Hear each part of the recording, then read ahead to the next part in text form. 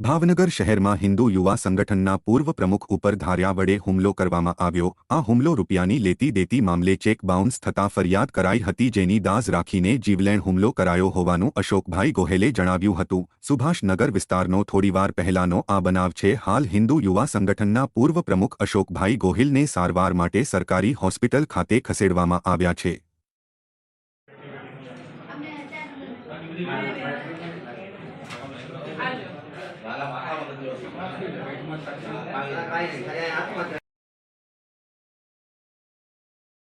અશોકભાઈ Gohil, Subhashnagar ભુવાનાથ society. અમે Subhashnagar ભુવાનાથ society ચોકમાં ઊભેલા હતા, ત્યાં નિર્મળસિંહ પરમાર કરીને આવીને સીધો એની ધારિયાનો ઘા કર્યો। એનું કારણ અમારે એક પૈસાની લેતી દેતી હતી, એટલે અમે ચેક બાઉન્સની એની વિરુદ્ધ કોર્ટમાં ફરિયાદ દાખલ કરેલી છે, એની દાજ રાખીને।